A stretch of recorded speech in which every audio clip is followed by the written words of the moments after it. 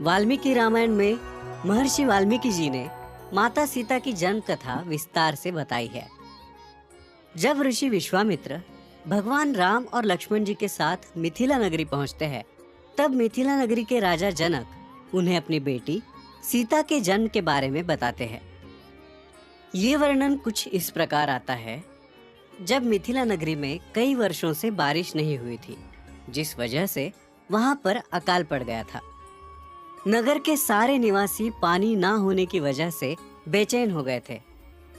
उन्होंने जाकर राजा जनक से इस समस्या का कोई हल ढूंढने की बात कही।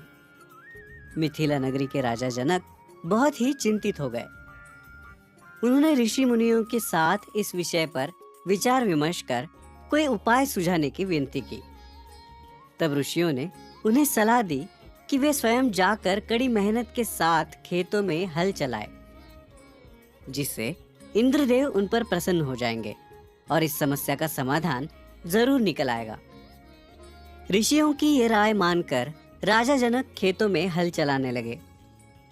स्वयं मिथिला के राजा जनक खेतों में हल चला रहे हैं, ये देखकर सारी प्रजा इकट्ठा होने लगी और भगवान से प्रार्थना करने लगे कि राजा की मेहनत को फल जरूर मिले।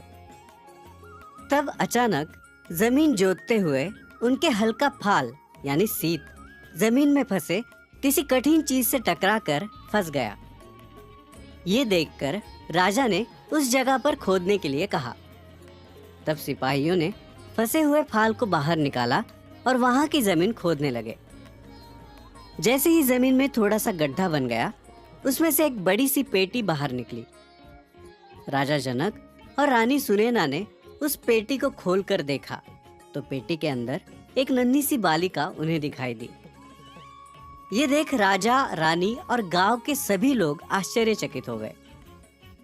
तब अचानक आकाश में मेघ गरजने लगे और जोर की बारिश होने लगी। ये देख मिथिला नगरी के लोग खुशी से झूमने लगे। राजा जनक के हल से टकराकर जमीन से प्रकट हुई उस बालिका ने तो मिथिला नगरी का अकाल मिटा दिया था। राजा जनक ने बड़े ही खुशी से उस नन्ही सी बालिका को अपनी बेटी मान लिया। हल के सीत से टकराने की वजह से उसका नाम सीता रखा गया। धरती से प्रकट हुई वो कन्या भूमिजा नाम से भी जानी गई। राजा जनक की पुत्री थी, इसलिए वे जानकी भी कहलाई।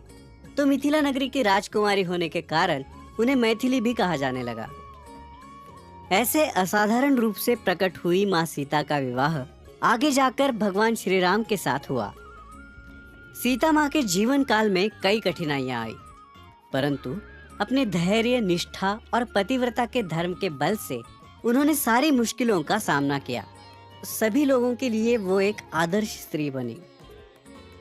आज भी सारे भक्त भगवान श्री राम के साथ माँ सीता की भी पूजा अर्चना करते हैं।